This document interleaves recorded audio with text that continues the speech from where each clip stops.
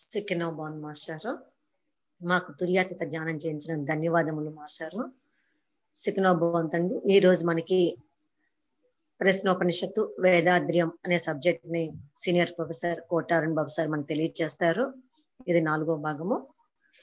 ముందుగా మాస్టర్ గురించి చిరు పరిచయము. కోట అరుణ్ బాబు సారు గుంటూరు వాస్తవ్యులు. వారు AGBSc చేశారు, యోగా MA కూడా చేశారు. సెంట్రల్ బ్యాంక్ ఆఫ్ ఇండియాలో మేనేజర్ గా సర్వీస్ చేస్తూనే జాబ్ చేస్తూనే మన స్కై సిస్టమ్ కి వెనలేని సేవలు చేస్తూ వచ్చారు. మన తెలుగు రాష్ట్రాలు రెండింటికి కూడా మహర్షిని పరిచయం చేయడం కానివ్వండి, అలాగే మన స్కై సిస్టమ్ స్టార్ట్ అవడానికి మనందరం నేర్చుకోవడానికి కారణము మన సీనియర్ ప్రొఫెసర్ కోట అరుణ్ బాబు గారు. ఈ విషయాలు మనందరికీ తెలిసినదే, పాత వాళ్ళందరికీ కూడా పరిచయమే, అయినా మీకు పరిచయం చేస్తున్నాను కొత్త వాళ్ళ కోసము. కొన్ని సంవత్సరాలు ANUలో యోగా కోఆర్డినేటర్ గా కూడా సేవలు అందించారు. ప్రస్తుతం AP స్టేట్ కోఆర్డినేటర్ గా కూడా సేవలు అందిస్తున్నారు. ఈ విధంగా అరుణ్ బాబు సార్ గురించి మనం ఎంత చెప్పినా చాలా తక్కువే అవుతుంది. సార్ చెప్పే సబ్జెక్ట్ వినడం కోసం నేను ఆయన గురించి చాలా బ్రీఫ్ గా మీకు తెలియజేస్తున్నాను అనిదా భావించవద్దు. సెకండ్ భవంతు ఇప్పుడు అరుణ్ బాబు సార్ మనకి సబ్జెక్ట్ తెలియజేస్తారు. Over to Arun Babu sir. సుఖనోభవంతమా. నన్ను పరిచయం చేసినందుకు శ్రీమతి వనజామూర్తి గారికి, రీజనల్ కోఆర్డినేటర్ వారికి ధన్యవాదాలు తెలియజేసుకుంటా ఉన్నాను. ఈరోజు ప్రశ్నోపనిషత్తులో 4వ ప్రశ్నని మనం తీసుకుంటా ఉన్నాం. ఇంతవరకు 3 ప్రశ్నలు, వారానికి ఒక ప్రశ్న చొప్పున మనం చెప్పుకుంటూ రావడం జరిగింది. అందులో పిప్పలాద మహర్షిని మొట్టమొదట కత్తెతనుడి అనేటువంటి సంబంధి ఈ ప్రశ్న అడుగుతాడు, ఈ ప్రాణకోట్లన్నీ ఎక్కడి నుంచి వచ్చినాయి అని. రెండో ప్రశ్న, ఆ ప్రశ్నకు సమాధానం చెప్పిన తర్వాత మహర్షి గారిని రెండో ప్రశ్న, విదర్భ దేశపు భార్గవుడు ప్రాణులను భరించే దేవతలందరూ ఎందరూ వారిని ప్రకాశింపజేస్తారు, దానిలో శ్రేష్టతముడైన వారెవరు అని చెప్పి అడగడం జరుగుతుంది. దానికి కూడాను పిప్పలాద మహర్షి సమాధానం చెప్తాడు. పోయిన వారం 3వ ప్రశ్న అయినటువంటిది అశ్వలాయన తనుడు అయినటువంటి కౌసల్యుడు పిప్పలాద మహర్షిని అడగడం జరుగుతుంది. ప్రాణం ఎక్కడి నుంచి పుట్టింది, అది శరీరంలో ఎలా వచ్చింది, శరీరంలో 5 భాగాలుగా విభజించడం ఎట్లా ఉంది, దేని సాయంతో అది నిష్క్రమిస్తున్నది, అది బయట లోపల ప్రపంచాల్లో ఎట్లా భరిస్తా ఉంది అని ప్రశ్న అడిగాడు. దీనికి కూడా ఆయన సమాధానం చెప్పడం జరిగింది. ఈ 3 ప్రశ్నలకు కూడాను పిప్పలాద మహర్షి తన బాణిలో సంస్కృతంలో, అది ముండకోపనిషత్తులో నుంచి వచ్చినటువంటి ఉపనిషత్తు, ఇది ప్రశ్నోపనిషత్తు. మరి తను చెప్పిందంతా కూడాను మంత్ర ఉపనిషత్తుగా కూడా దీన్ని పిలుస్తారు. ఆ మంత్ర భాషలో ఉండడం జరుగుతుంది. దాన్ని అన్వయించుకునేటప్పుడు పిప్పలాద మహర్షి సమాధానం చెప్పినప్పుడు, వీళ్ళు ప్రశ్న అడిగినప్పుడు అప్పుడు ఉండేటటువంటి పరిస్థితులు, అప్పుడు ఉండేటటువంటి భాష, వాటి లోపలే సమాధానం చెప్పడానికి ప్రయత్నం చేయడం జరిగింది. ఆ ప్రయత్నాన్ని ఇప్పుడు మనం వేదాద్రి మహర్షి ద్వారా నేర్చుకున్నటువంటి సులభతర కుండల యోగాన్ని అన్వయించుకొని పిప్పలాద మహర్షి చెప్పిందిను, వేదాద్రి మహర్షి గారు చెప్పింది కూడాను ఇంచుమించుగా ఒకటే అనేటటువంటి విషయాన్ని ద్వారా కూడా అర్థం చేసుకుంటూ వచ్చాం. ఈరోజు 4వ ప్రశ్న అయినటువంటి దాన్ని పిప్పలాద మహర్షిని గార్గ్య వంశస్థుడైన శౌర్యాయణి అనేటటువంటి శిష్యుడు ప్రశ్న అడగడం జరుగుతుంది. మానవుడిలో నిద్రించేది ఏవి, అతనిలో మేలుకొని ఉండేవి ఏవి, కలలు కనేవి ఎవరు, సుఖం ఎవరిది, వీరందరూ దేనిపై ఆధారపడి సుస్థిరులై ఉంటారు అని అడుగుతారు. ఈ ప్రశ్నకు సమాధానం పిప్పలాద మహర్షి చెప్పేది చెప్పుకునే ముందు వేదాద్రి మహర్షి దీని గురించి ఏమన్నా చెప్పారు అనుకున్నప్పుడు, ఇక్కడ నిద్ర అనేటటువంటి దాన్ని వేదాద్రి మహర్షి ఏం చెప్తారంటే, జీవితంలో 5 విషయాలలో పరిమితిని, పద్ధతిని మానవుడు పాటించినట్లయితే ఆ మనిషి శరీరానికి ప్రాణానికి కూడా సామరస్యం కుదిరి మంచి ఆరోగ్యంగా సుఖంగా ఉండడం జరుగుతుంది అని చెప్పంటారు. ఆ 5 పరిమితి పద్ధతిలో ఒకటి ఆహారం, రెండోది విశ్రాంతి అని చెప్తారు, నిద్ర అని చెప్పరు. విశ్రాంతి అనేటటువంటి పదాన్ని వాడినప్పటికీ కూడాను అది నిద్ర కిందనే మనం పరిగణించాల్సి వస్తుంది. మూడోది ఆహారం, విశ్రాంతి, పని, మనం చేసేటటువంటి పని. నాలుగవది ఆలోచన. ఐదవది మైథునం. ఈ ఐదింటిలో కూడా పరిమితి, పద్ధతి వ్యక్తి పాటించినట్లయితే అతని ఆరోగ్యం సమతుల్యంగా ఉంటుంది అని మహర్షి గారు చెప్తారు. అంటే నిద్రను గురించి చెప్పేటప్పుడు ఇక్కడ విశ్రాంతి అని చెప్పి వేదాద్రి మహర్షి గారు చెప్పినప్పుడు కూడా మనం అది విశ్రాంతిని నిద్రగానే తీసుకోవాల్సిన ఆవశ్యకత ఉంటుంది. ఎందుకంటే నిద్ర ఎక్కువైనా కూడాను ఇబ్బందే, నిద్ర తక్కువైనా కూడాను ఇబ్బందే, శరీరం అనారోగ్యం పాలవుతుంది అనేది మనందరికి కూడా తెలిసిన విషయమే. అదే విషయాన్ని మహర్షి గారు సింపుల్ గా ఇలా చెప్పడం జరిగింది. ఇకపోతే దీంట్లో ఉండేటటువంటి దాంట్లో సుఖం ఎవరిది అనే ప్రశ్నకు కూడాను స్వామీజీ సమాధానం చెప్పడం జరిగింది. ఇక మిగిలిన ప్రశ్నలకే వాటికి స్వామీజీ వేదాధ్యయనంలో అంతగానో విషయం లేకపోయినప్పటికీ కూడాను పిపలాద మహర్షి అని చెప్పానని మనం చూద్దాం. ఈ సుఖం అనే దానికి వేదాద్రి మహర్షి మనకి ఏం నిర్వచనం చెప్పారంటే, మన శరీరంలో ప్రాణశక్తి ఏదైతే ఉందో అది శరీరం మొత్తం కూడా వ్యాపించి ప్రవహిస్తూ ఉంది. ఆ శరీరంలో నిండి ఉన్నటువంటి ప్రాణశక్తి మరి 100 యూనిట్లు ఉంది అని చెప్పి అనుకున్నట్లయితే 100 యూనిట్లు ఉన్న శరీరంలో ఉండేటువంటి ప్రాణశక్తి ఉపయోగించుకోకుండా బయట ఉండేటువంటిదేను ఈ లోపల ఉండేటటువంటిది సమస్థితిలో ఉండేటట్లయితే మనసు ప్రశాంతంగా ఉంటుంది అని చెప్పన్నారు. అదే ప్రాణశక్తి శరీరంలో 100 యూనిట్లకు, అంటే 100 యూనిట్లు అనేది మన శరీరాన్ని నడిపించడానికి కావాల్సినటువంటి ప్రాణశక్తి అని చెప్పి అనుకుందాం కాసేపు. 100 యూనిట్లు అంటే 100 యూనిట్లు అని కాదు, శరీరం పనిచేయడానికి. ఇప్పుడు స్థూల శరీరం కావచ్చు, సూక్ష్మ శరీరం కావచ్చు, కారణ శరీరం కావచ్చు. ఈ స్థూల శరీరంలో పంచ జ్ఞానేంద్రియాలు కావచ్చు, మనసు కావచ్చు, పంచ కర్మేంద్రియాలు కావచ్చు. ఇవన్నీ పనులు చేయడానికి కావాల్సినటువంటి లోపల ఉండే ప్రాణశక్తిని ఒక యూనిట్ గా 100 యూనిట్లుగా ఒక ఊరికే కొలమానంగా తీసుకున్నట్లయితే ఆ 100 యూనిట్ల శక్తి మన శరీరంలో ఉండి బయట ఉండేటటువంటి దాన్ని ఖర్చు చేసేటటువంటిది పంచ జ్ఞానేంద్రియాలు, పంచ కర్మేంద్రియాలు, మనసు. తర్వాత శరీరంలో ఉండేటటువంటి బయాలజికల్ యాక్టివిటీ అంటాము, జీర్ణ ప్రక్రియ, ఉచ్ఛ్వాస నిశ్వాసాలు, గుండె కొట్టుకోవడం, విసర్జన అవసరాలు, ఇవన్నీ కూడా ఈ పనులన్నిటికి కూడా ఖర్చు అయ్యేటటువంటిది శరీరంలో 100 యూనిట్లు ఖర్చు అవడం కూడా 100 యూనిట్లు ఉన్నట్లయితే ఓకే, సమస్థితిలో ఉంటుంది, శాంతంగా ఉంటుంది, ప్రశాంతంగా ఉంటుంది అని చెప్పంటారు. శరీరంలో ప్రాణశక్తి 100 యూనిట్లు కాకుండా శరీరాన్ని నడిపించడానికి కావాల్సిన దానికంటే కూడా తక్కువగా, ఎగ్జాంపుల్ 95 యూనిట్లు ఉందని చెప్పి అనుకోండి, అప్పుడు శరీరం బాధ, నొప్పి, ఇబ్బందికి గురవుతుంది అని చెప్పంటారు.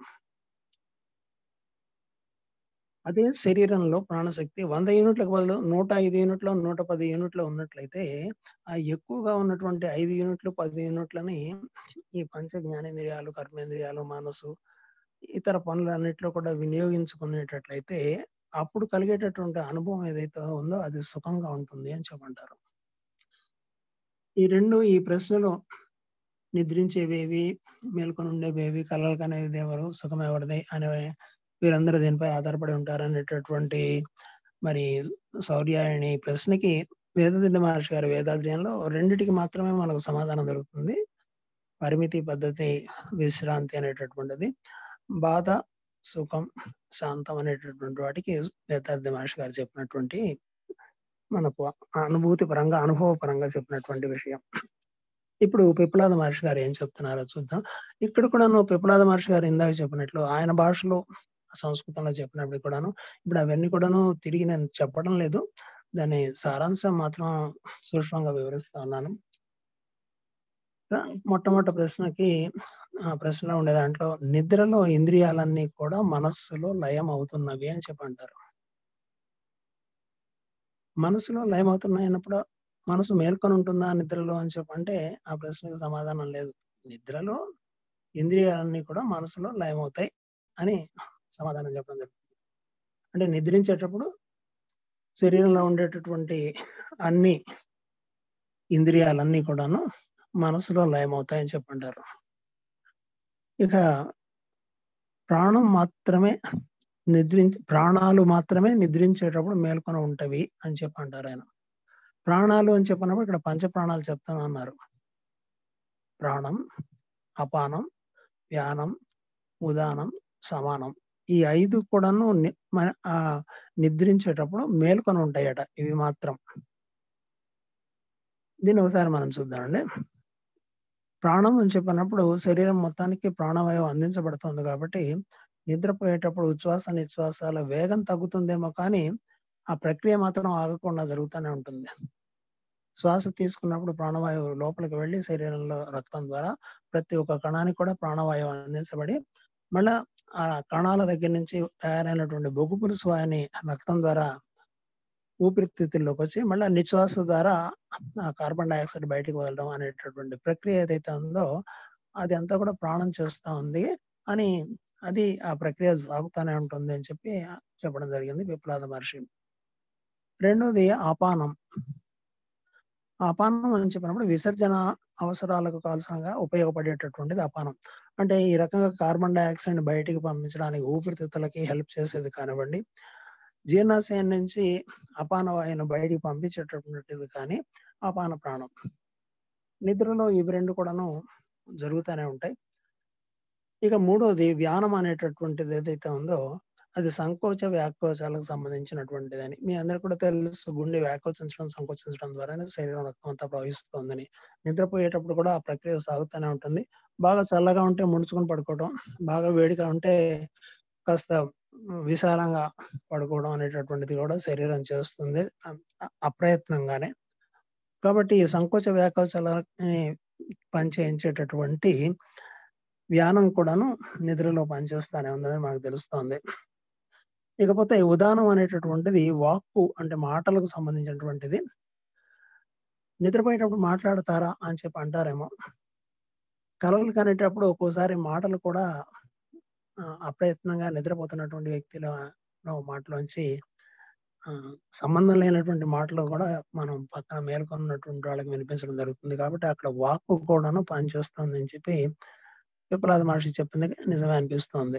ఇకపోతే సమానం అనేటటువంటి ప్రాణం ఏం చేస్తుందంటే మనం తీసుకున్నటువంటి ఆహారాన్ని జీర్ణం చేసి శరీరం అంతా కూడా కావాల్సినటువంటి పోషక పదార్థాలను అందిస్తూ వస్తుంది. కాబట్టి అక్కడ సమానం అనేటటువంటి ప్రాణం కూడాను పనిచేస్తూ వస్తుంది. అంటే ప్రాణం, అపానం, వ్యానం, ఉదానం, సమానం అనేటటువంటి 5 ప్రాణాలు కూడాను మేలుకొని ఉంటాయి నిద్రపోయేటప్పుడు అని సమాధానం చెప్పడం జరుగుతుంది. ఇక్కడ మూడోది స్వప్న దేవత. అంటే ఇంద్రియాలను లయం చేసుకున్నటువంటి మనస్సుని పిప్పలాద మహర్షి ఏం చెప్తున్నాడంటే స్వప్న దేవత అని చెప్పంటున్నాడు. ఆ స్వప్న దేవత తన మహిమను అనుభవిస్తూ ఉంటుంది అని చెప్పని, ఆ మహిమ ఏంటి అని చెప్పన్నప్పుడు మేలుకొని ఉన్నప్పుడు చూసినవి, విన్నవి, అనుభవాలు వీటన్నిటినీ కూడాను తిరిగి ఒకసారి పునశ్చరణ చేసుకుంటా ఉంటుంది ఆ స్వప్న దేవత అని చెప్పంటారు. అక్కడ స్వప్న దేవత అని చెప్పినప్పుడు ఇంద్రియాలను లయం చేసుకున్నటువంటి మనస్సు అని మనం అర్థం చేసుకోవాల్సి వస్తుంది. ఇక్కడ దేవతలు అని చెప్పి వాడే పదాలు ఏవైతే ఉన్నాయో అవన్నీ కూడాను శరీరంలో ఉండేటటువంటి ఇంద్రియాలకు సంబంధించినటువంటిది. అలాగే నిద్ర అనేటటువంటిది, కళ అనేటటువంటిది కూడా ఒక దేవత భావించి స్వప్న దేవత అని చెప్పి ఆయన వాడడం జరుగుతుంది పిప్పలాద మహర్షి. ఇక ఆ స్వప్నంలో ఉండేటువంటి స్వప్న దేవత అన్ని తానే అయి చూసిన దాన్ని చూడని దాన్ని, విన్నవి విననటువంటివి, అనుభవించినవి అనుభవించనివి, లేనివి ఉన్నవి, నిజమైనవి అబద్ధమైనవి అన్ని కూడా అనుభవిస్తూ ఉంటుందట. ఇది కాస్త మనం వివరించుకోవాల్సినటువంటి ఆవశ్యకత ఉంది. అన్ని తానే అయి అంటే మేల్కొని ఉన్నప్పుడు శరీరం, బయట ఉండే వస్తువు, శరీరము అనేటటువంటి 2 ఉంటాయి. కానీ ఇక్కడ స్వప్నంలో ఆ 2 ఉండవు. ఉండేది ఒకటే ఉంటుంది. అదే తనే ఎదురుగా ఉండే వస్తువు తనే అవుతుంది, అనుభవించేటటువంటిది కూడా తనే అవుతుంది. అందుకే అన్ని తానే అయి అనే పదాన్ని ఆయన వాడడం జరిగింది. చూసిన దాన్ని చూడని దాన్ని.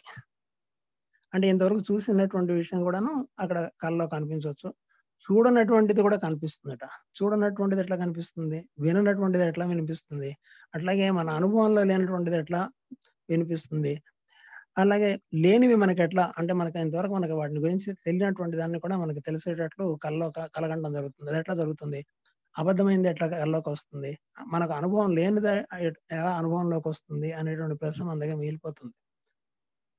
ఇంతకుముందు చూసింది కల్లో వచ్చిందంటే ఓకే, ఇంతకుముందు చూసాం కాబట్టి కల్లోకి వచ్చిందని చెప్పి అనుకోవచ్చు. చూడండి కూడా కల్లోకి వస్తా ఉంది అని చెప్పి అంటారు. ఎట్లా అని చెప్పి అన్నప్పుడు ఇక్కడ వేదాద్రి మహర్షి గారిని మళ్ళీ మనం తీసుకోవాల్సి వస్తుంది.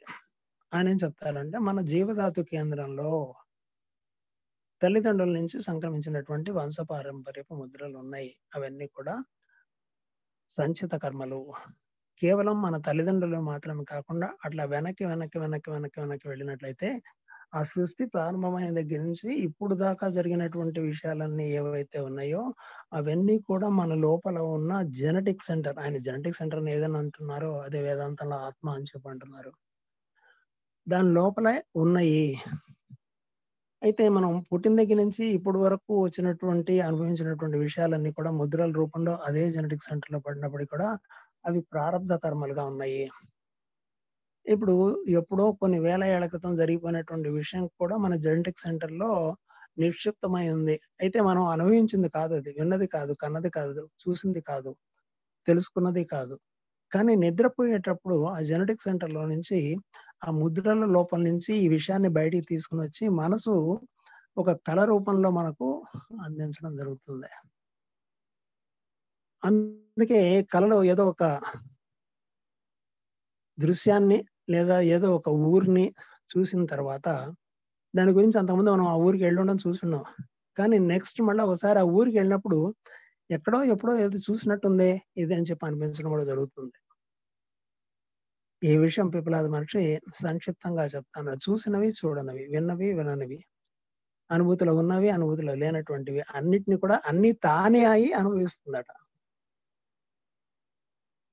ఇక్కడ ఇంతవరకు నిద్ర గురించి, నిద్రలో కళలు కనేటటువంటి దాని గురించి, ఆ నిద్రలో మేల్కొని ఉండేటటువంటిది ఎవరు, నిద్రించేవి ఏవి అన్న విషయం చెప్పిన తర్వాత ఇక్కడ ఇక కొంచెం ఇక్కడి నుంచి కొంచెం ముందుకు వెళ్తా ఉన్నాడు. మనసు తేజస్సు చేత ఆక్రమించబడినప్పుడు ఆ దేవత స్వప్నం చూడదు, అప్పుడు శరీరంలో ఆనందం మాత్రమే అనుభూతం అవుతుంది అని చెప్పంటాడు. అంటే స్వప్నావస్థలో నుంచి గాఢ నిద్రలోకి మనసు జారుకున్నప్పుడు మనసు తేజస్సు చేత ఆక్రమించబడి ఉంటుందట. అప్పుడు ఆ దేవత కేవలం ఆనందం మాత్రమే వ్యక్తం చేసుకుంటుంది, ఇంకా వేరే స్వప్నం చూడదు అని చెప్పి చెప్తాడు. అంటే ఇక్కడ జాగ్రత్త అవస్థ, స్వప్నావస్థ, సుషుప్తావస్థ అనేవి ఏవైతే ఉన్నాయో ఆ మూడింటిని కూడా మహర్షి వివరించడం జరిగింది. తర్వాత ఏం జరుగుతుంది అని చెప్పినప్పుడు ఆ గాఢ నిద్రలో ఆనందానుభూతిలో ఉండేటప్పుడు ఇంకా ముందుకు ఇంకా కొంచెం డెప్త్లోకి వెళ్ళినట్లయితే ఏం జరుగుతుందో చెప్తున్నాడు. సంచారానికి వెళ్ళినటువంటి పక్షులన్నీ కూడా సాయంత్రానికి తమ గూటికి చేరినట్లే ఇవన్నీ కూడా అంటే వ్యక్తమవుతున్నవి, వ్యక్తం కానటువంటివి ఇవన్నీ కూడా ఏవైతే ఉన్నాయో అవన్నీ కూడా ఆత్మలో చేరుకుంటాయి అని చెప్పి అంటా అన్నారు. పంచభూతాలు, వాటి తన్మాత్రలు, పంచ జ్ఞానేంద్రియాలు, కర్మేంద్రియాలు, ప్రాణాలు, మనసు, బుద్ధి, అహంకారం, చిత్తం ఇవన్నీ గాఢ నిద్రలో జీవాత్మ ఎందు ప్రతిష్ఠితమై ఉంటుంది అని చెప్పి అంటా అన్నారు. ఇక్కడ ఈ జీవాత్మలో ప్రతిష్టమై ఉంటుంది, ఆత్మలో ప్రతిష్టమై ఉంటుంది అని చెప్పినప్పుడు ఆ గాఢ నిద్రలో ఆనందపు స్థితిలో ఉన్నప్పటికీ కూడా ఇవన్నీ కూడాను అలా లయమైపోయి అక్కడ ప్రతిష్ఠితమై అనే పదాన్ని వాడతాడు. ఇక్కడ అవన్నీ కూడా లయమై ఉంటాయి అన్నమాట.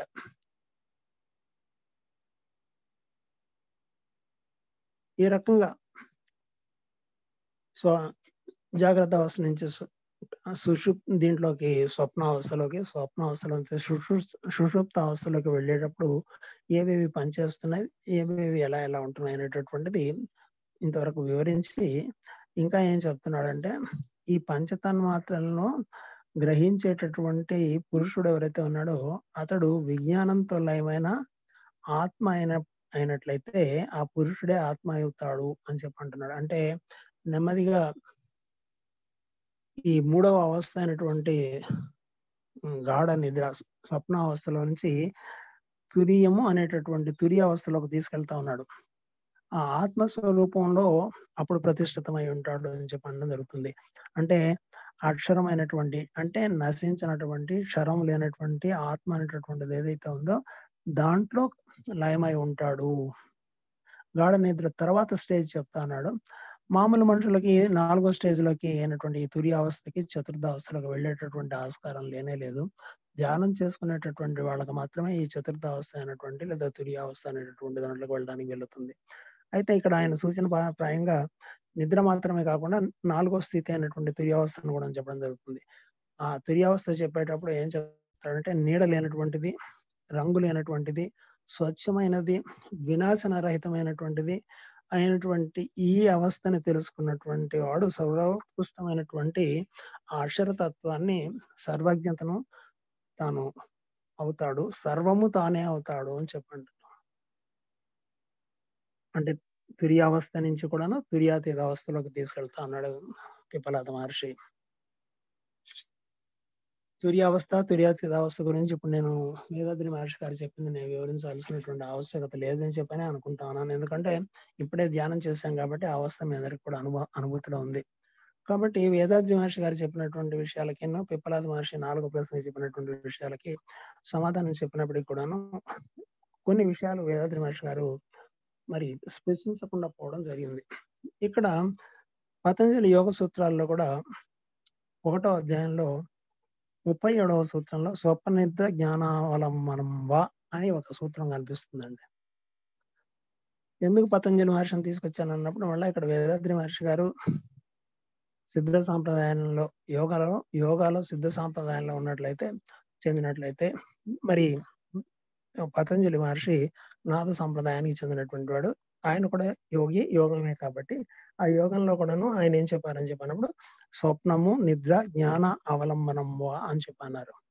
దానికి ముందు సూత్రంలో మైత్రి, కరుణ, ముదిత, ఉపేక్షాణం, సుఖ దుఃఖ పుణ్యాపుణ్య విషయాణం భావనాత్ చిత్త ప్రసాదనం. చిత్తం కొంచెం అస్తవ్యస్తమైనప్పుడు ఆ చిత్తానికి ఒక ప్రశాంతత సమకూర్చడం కోసం ఈ విషయాల్లో స్నేహంతో ఉన్నట్లయితే కరుణ, ఆనందం, సుఖ దుఃఖాలు, పుణ్య పాపాలు ఈ విషయాల గురించినటువంటి ఆలోచించినట్లయితే చిత్త ప్రసాదనం జరుగుతుందని చెప్తూ ఇంకా 3-4 విషయాల వల్ల చిత్త ప్రసాదనం జరుగుతుందని చెప్పి ఆ చిత్త ప్రసాదనం స్వప్నం నుంచి, నిద్ర నుంచి, జ్ఞానం నుంచి కూడాను కలుగుతుంది అని చెప్పంటారు. సో పతంజలి మహర్షి కూడా స్వప్న, నిద్ర, జ్ఞాన అవలంబనం వా, ఇక్కడ స్వప్న, నిద్ర, జ్ఞాన అవలంబనం వా అని చెప్పి పతంజలి మహర్షి చెప్పినట్లయితే వేదాంతంలో ఇప్పుడు ఈ ప్రశ్నోపనిషత్తు వేదాంతం నుంచి వ్యాఖ్యానమే మనం చెప్పుకున్నది ఇప్పటి వరకు కూడా. ఇక్కడ వేదాంతంలో కూడా జాగ్రత్త, స్వప్న, సుషుప్త, తురియ అవస్థలు అని చెప్పి 4 అవస్థల గురించి చెప్పడం జరుగుతుంది. ఆ 4 అవస్థలు కూడా పిప్పలాద మహర్షి ఈ ప్రశ్న సమాధానం చెప్పేటప్పుడు మనం పుష్టించినప్పటికీ కూడాను దీన్ని చాలా విశదంగా, చాలా వివరంగా ఈ 10 ఉపనిషత్తుల్లో ఒక ఉపనిషత్తు అయినటువంటి మాండ్యూక ఉపనిషత్తులో వీటిని గురించినటువంటి చర్చ బాగా కనిపిస్తుంది. మాండ్యూకము అంటే కప్ప ముందుకు వెళ్ళాలంటే గంతు వస్తుంది, కప్పగంతు. అట్లాగే మనిషి కూడాను, ప్రతి మనిషి కూడా ఒక రోజులో అట్లా 3 సార్లు గంతేస్తాడట. జాగ్రత్త అవస్థ నుంచి స్వప్నావస్థకి, స్వప్నావస్థ నుంచి మళ్ళా గాఢ నిద్రలోకి, సుషుప్త అవస్థలకి, మళ్ళా తిరిగి అక్కడి నుంచి రివర్స్ లో జంప్ చేస్తాడట. మళ్ళా స్వప్నావస్థలోకి, మళ్ళా జాగ్రత్త అవస్థలోకి. మామూలు మనుషులకి ధ్యానం చూసుకునేటటువంటి వ్యక్తి ఈ 3ంటిని దాటి స్వప్నావస్థలో నుంచి తురియ అవస్థలోకి వెళ్తాడు, సమాధిలోకి వెళ్తాడని మరి మాండ్యూక ఉపనిషత్తు చెప్పడం జరుగుతుంది. మాండ్యూక ఉపనిషత్తు చాలా చిన్నగా కనిపిస్తుంది, కానీ దాని కారికలు అంటే దాని వ్యాఖ్యానం మాత్రం చాలా పెద్ద వ్యాఖ్యానాలు ఉన్నాయి. అది వేదాంతానికి సంబంధించింది. ఈ ప్రశ్నోపనిషత్తు కూడా వేదాంతానికి సంబంధించినటువంటి సమాధానంతోనే మనకు చెప్పుకుంటూ వస్తున్నాం. కాబట్టి వేదాంతం అయింది, వేదాద్రియం అయింది, పతంజలి ఏం చెప్పాడో కూడా చెప్పుకున్నాం. ఇప్పుడు బుద్ధుడు ఏం చెప్పాడో చూద్దామండి. ఆయన ఏమంటున్నారంటే కళలు కంటూ కూడా మేల్కొని ఉండొచ్చు అని చెప్పంటున్నారు. అదేంటండి, కళలు కనేటప్పుడు మేల్కొని ఉండడం ఏంటి? కళలు కనేటప్పుడు మేల్కొని ఉంటాం కాబట్టి కళ కన్నాము అని చెప్పేటువంటి అనుభూతి వస్తుందని చెప్తే ఇక్కడ ఆయన అనుయాయులు కానివ్వండి, ఆయన ఫాలోవర్స్ కానివ్వండి ఏం చెప్తారంటే ఈ శరీరంలో ఉండేటటువంటి సూక్ష్మ శరీరం ఈ శరీరంలో నుంచి వదిలిపెట్టి ఈ లోకంలో నుంచి మరొక లోకంలోకి వెళ్ళిపోతుంది, సూక్ష్మ లోకంలోకి. ఆ సూక్ష్మ లోకంలోకి సూక్ష్మ శరీరం ప్రయాణం చేసిన తర్వాత అది మరొక లోకం. ఆ లోకంలో సూక్ష్మ శరీరం మాత్రమే ఉంటుంది.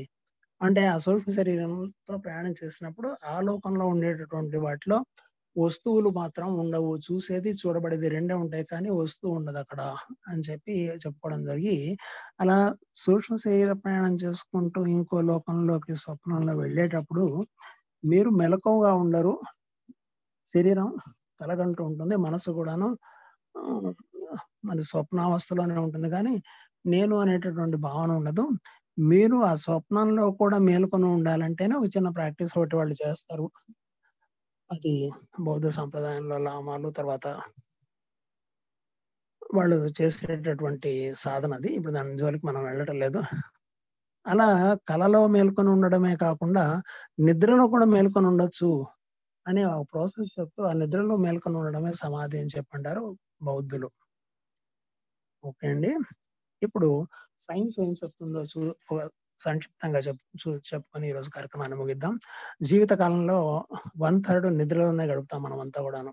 24 గంటలు భగవంతుడు ఇచ్చినట్లయితే దాంట్లో 8 గంటల సేపు కనీసం ప్రతి ఒక్క మనిషి కూడా నిద్ర ఆవశ్యకత ఉంది. కాబట్టి జీవిత కాలంలో 1/3 కాలం అంతా కూడా నిద్రలోనే గడుపుతాం.